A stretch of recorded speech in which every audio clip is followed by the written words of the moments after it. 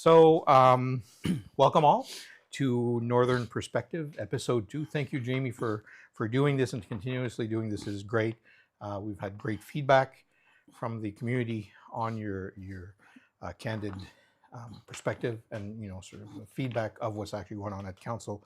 So, I've got a few things that went on Sure. at council on September 8th at the meeting. So, starting in, and this is of course the orders that came in. Some Yep. things might seem more important, but they're still there. The Eastwood Dairy Farm rezoning. You approved a rezoning that separates 2.7 acres, a 2.7 acre residential parcel from 200 acres. But still protecting the agricultural while allowing a little bit of residential use. Can you say more about that? Yeah, so this is one of those we're seeing a lot. We're seeing a lot more of these coming up, and this is the what they do is they separate the house from the land, and then generally sell off the house or sell the land to another farmer. The days of 100-acre farms and people living on them are gone. Okay. There aren't very many people that are surviving off 100 acres anymore. So, No. but we're seeing a lot of these severances happening. Sometimes they're a little disturbing. Is that some of the houses are a kilometer lane up, and really? so it's we call them lollipop severances or Okay. flag severances. So it's unfortunate that we're seeing so many of these, but it's just the farming. That's the reality. Yeah, it's the reality of the agricultural business, and it's great that we're able to get more people moving in, to buy these houses. But yeah, this is what we're seeing, the kind of a little bit of going away from the family farm.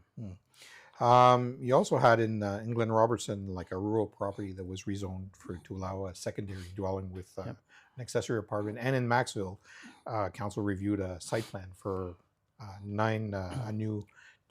two new 9-unit buildings. Do you think that this is sort of North Glengarry's path to support sort of affordable housing or to renewed housing plans? Or? So the province has been very clear with us on moving forward on these kind of severances, or sorry, not a severance, of the addition of another house onto a property. Okay. So we're seeing those quite a bit, and it's not a bad thing. I mean, I'm thinking we're a little concerned about what happens in the future when you go to sell it. There's two separate houses. You can't sever them off because they're generally close to each other. Yeah.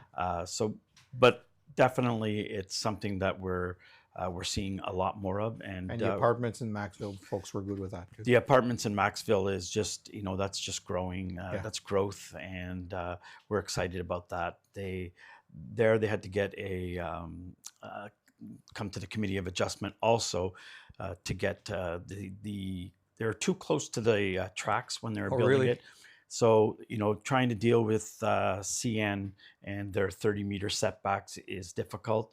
So what they did is they rather deal with the municipality and the counties to be closer to the road. So it works out, but that's going to be a really nice development when it's done. Oh, cool. Well, Maxville does need it, of course. There was an OPP update as well. You had the OPP feels that they reported on stronger community engagement for school programs, successful respond through their MCERT team. So they say there are fewer sexual assaults cases linked to their prevention work. You think this is positive information for Glengarry? And very good information, and it's very positive for us. I was part of the police services board when it was brought up just about sexual assaults, and we think that getting into the schools and being very upfront with kids on the signs of sexual assault and what's happening online and how to deal with those kinds of things has had a positive effect on their numbers, and hopefully a positive effect going forward in the future as these people get older and they're more in tune with what's going on. Obviously, we're always going to be making changes. The speed of technology is changing. Adapting is important. We're coming through AI, so there's a lot of things that need to be taught in the schools, and Yeah. I think it's a good starting place. So yeah, no, we were very encouraged by the numbers. Uh, we still have some concerns with small crime happening in the areas, Mhm. and we've been talking with the But chief we do have a inspector on it. decent police presence in We the do. area. We do have a good police presence, and we hope that continues, and I think it will. So. So you had a sports palace chiller emergency, sort of a premature failure of the chiller required to get the ice in, and so you had to move some of the events or the bookings to the Maxville Maxville Sports Complex. So is this the same equipment that was replaced last year? Or? No, it's not. So the chiller is was 15 years old. Okay. Still not. The general lifespan for a chiller is about 20 years, Yeah. and so it failed premature, and it's unfortunate you just can't make ice without it. So Yeah. it's one of those things that we have to. Yeah. We have to. But you purchase were it. able to accommodate the Well, the there was sports yeah. teams and Well, there to was, that. the arena in Alexandria was opening up a lot earlier. So Okay. compared to Maxville, and then next year would have been Maxville opening up earlier. Okay. So just kind of taking the pressure off of starting all that equipment in the heat. Okay. Yeah. So yeah, it's good. I mean, we have a second arena, so we were able to move everything to Maxville. Not very many.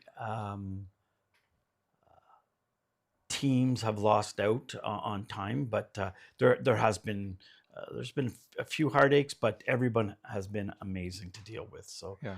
yeah, And we're moving this, forward. I mean, it's equipment. Yeah. It gets old and stuff happens like that. Absolutely. That's what I say. So it seems that the water rates are going to go up 2%. There's going to be a 2% increase to hopefully that's me sustain operations and capital projects like the Maxville Yep. water system. So I think 2% is more than reasonable, and that's my opinion. What do you think?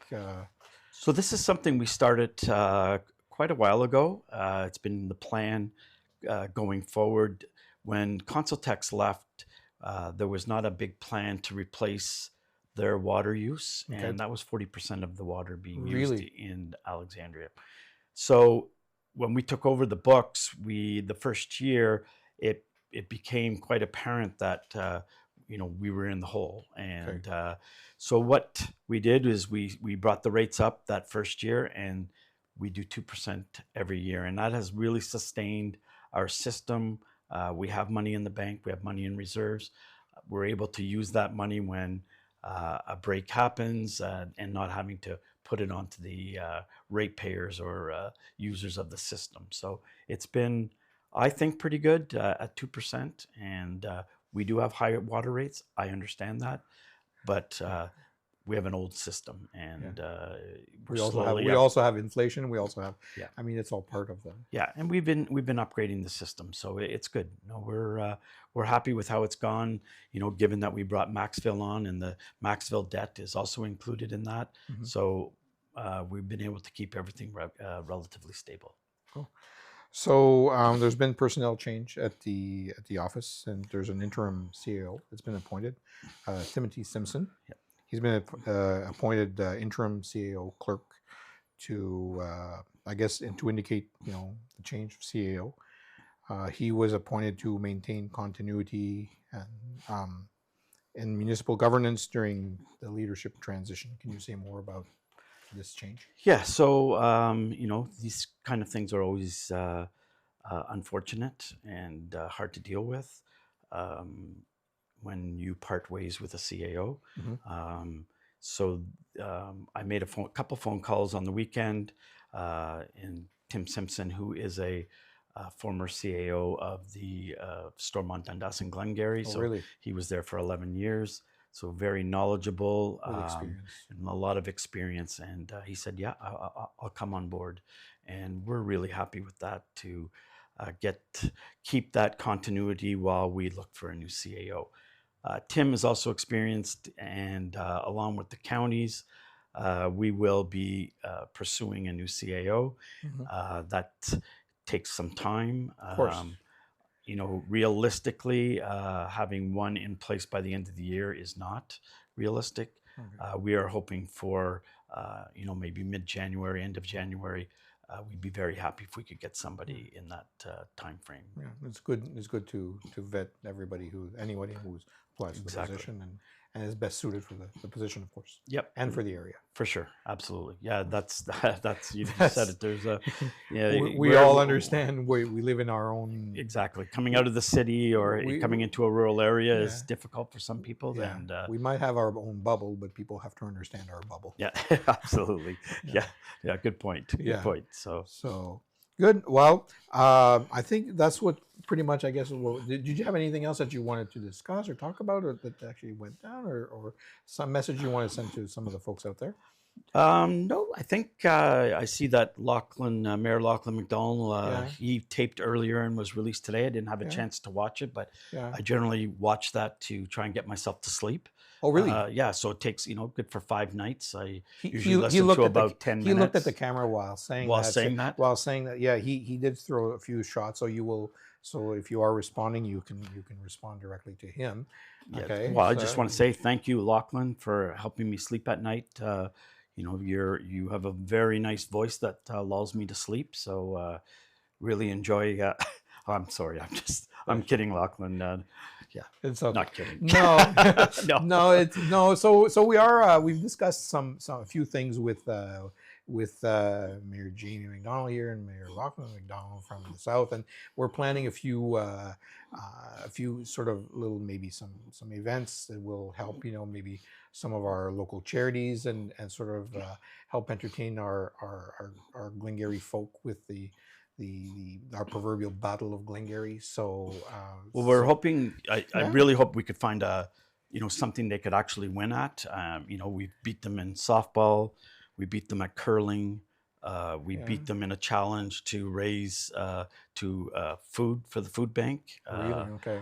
Actually, I think they might have won that one. I'd have to check that one. But I Yeah. love the idea. I think it's great that anything that we as a municipality and we as politicians can do to help charities and have some fun at it.